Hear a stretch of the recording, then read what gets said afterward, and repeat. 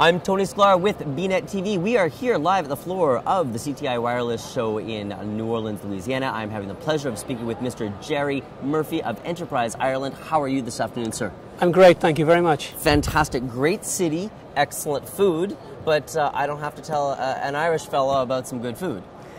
Not at all. We have some of the best food in the world. Absolutely. Yeah, fantastic. yeah. You're enjoying the show? I'm really enjoying the show. I'm amazed at the scale of the show. Okay. It's my first time at CTIA. Okay. And the attendance here is quite staggering. So that's a really good question for us to start off with. If this is your first CTIA show, and obviously you're well aware of the ecosystem for technology that's forever expanding into multiple different markets, what do you think? What do you think about all the stuff on the floor? It's I mean, everybody in the telecoms industry who you need to see is here.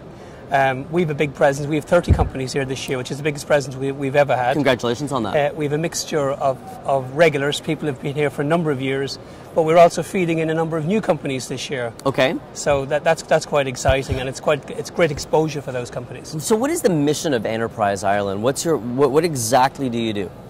Well, first of all, Enterprise Ireland, we're a government organisation, and our role is to help Irish companies grow and develop, particularly in overseas markets. We have 3 offices in the United States to support companies coming into the US market, and we're having a very good results at the moment, particularly in the technology areas. And our role is to link Irish companies up with potential partners, potential buyers, and in some case potential funders. Okay, so you're obviously quite a helping organization for Irish companies to get out into the globe and start manufacturing and exporting and getting that product going. What were some of the challenges over the last few years that you've faced, and how did you guys get over those? Well, maybe from the start to explain to you that the reason why we have an Enterprise Ireland is that Irish market is very small. Okay. Ireland's 4.5 million people. Right. Probably the size of Greater Boston. Right. So you can understand that companies who want to grow and develop in specialist areas have to get into overseas markets. 80% of everything that's produced in Ireland is sold overseas. That's an amazing, staggering figure. Yeah. So that's why we have an Enterprise Ireland, to help particularly companies who've just started to deal with international customers. This market, the United States, has a particular attraction for Ireland, as you can imagine. There are long historical links. There are allegedly 40 million Americans with Irish heritage. Wow, that's quite a bit. So there's a natural link there in some. But the US is also an early adopter of technology. Most new technologies start in the United States. This is a good place to test yourself.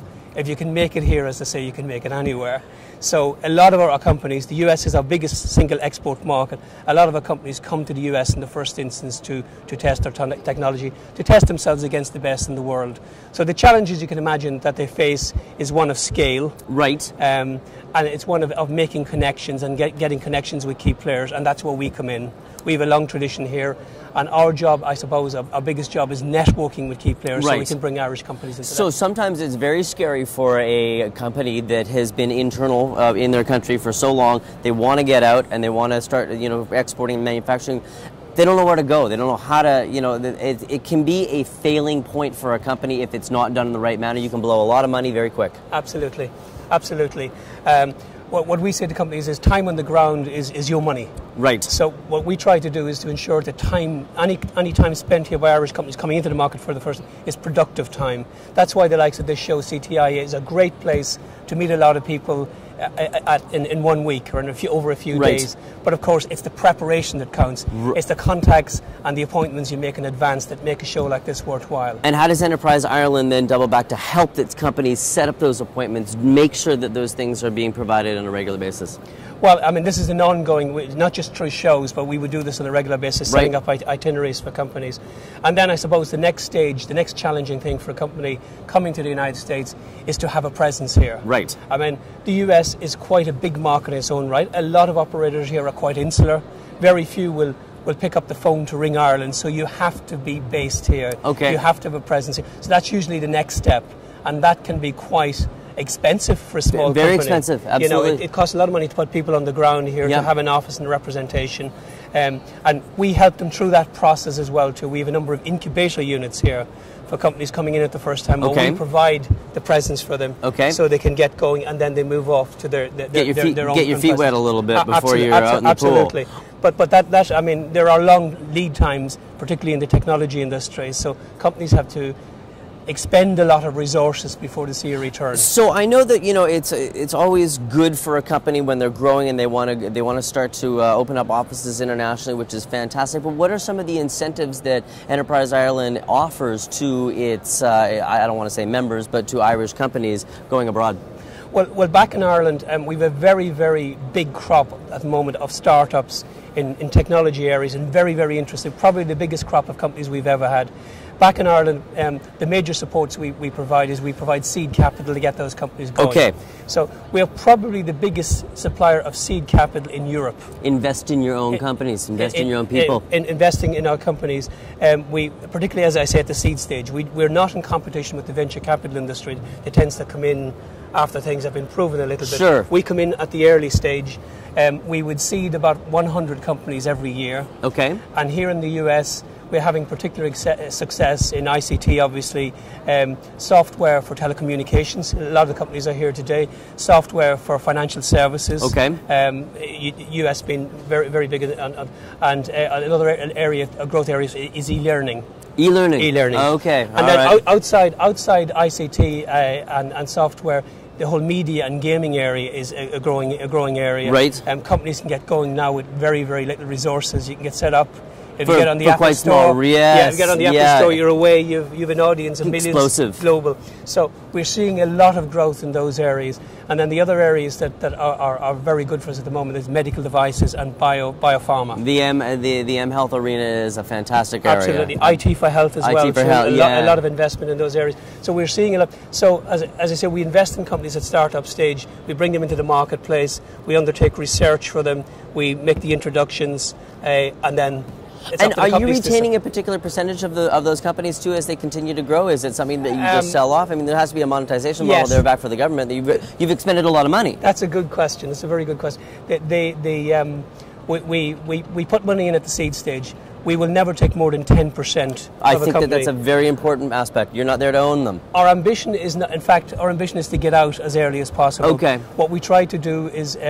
I mean, we should have some failure. I mean, if sure, it's a balance between taking risk that the private sector won't take. We're not there to compete with the private sector, but also we will have some wins as well. Right. And we've now got to the situation where we've a revolving fund. Okay. That the money we get back from selling our investments, we pour back into the fund, more stuff. and you can continue to grow. It's now revolving, so it's self-sustaining basically. It's actually quite nice to know that you're not sort of paying out a dividend to other portions of the government. You're retaining that money to grow the business of the country further.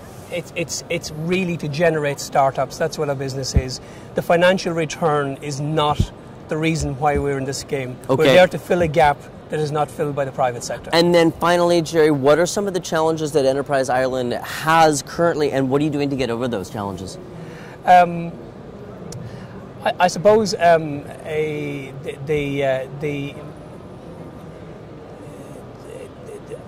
major challenge we would face at the moment would be the uncertainty in a lot of our marketplaces. Okay. Globally speaking, Europe has slowed down, as you realise. While we have very, very strong footholds in the US, we are not, as a country, strong in the high growth markets of the world. Okay. Particularly Asia, China, Latin America, and they would be the major challenges for Enterprise Ireland over the next 5 or 6 years, is to build up a stronger presence there and to bring more of our companies into those markets that are growing fast, because they are going to be much, much more important, as you realise. There's going to be some high growth areas in a lot of those emerging countries. I've had a chance to interview multiple Irish companies through Enterprise Ireland, and Douglas is a great example of somebody who is just making a lot of product that is very global centric. That's right. So they're going to need to get into a lot of those places. But again, it's very scary to just up and walk into a place where you can blow a lot of money really fast. Absolutely. Yeah. I suppose, one of the benefits of the US is culturally. Sure, we're very at home here. We're much English home here. speaking, it's from the East Coast, it's 5 hours away, so there's a lot of synergies. Plus, there's a lot of American companies that are situated in Ireland. Absolutely. In fact, I think that the immediate benefits of American companies investing in Ireland to Ireland or the jobs to create. Right. But I think the long-term legacy will be a lot of our startups are people who are coming out of those companies, right, who've worked in international environment, who've been trained in an international environment, and who bring ideas out of that to set up their own companies. And I think that will be the longer-lasting legacy of US investment in Ireland. I think that's we are beginning to see that coming true now. That's fantastic. Gerry, thank you very much for taking the opportunity to speak with us here today at the CTIA show. I hope we get a chance to do this again in the future. I really appreciate it. Thank you very much. I've been speaking with Enterprise Ireland's Gerry Murphy here at CTIA Wireless 2012 in New Orleans, Louisiana. I am Tony Sklar with bnetTV.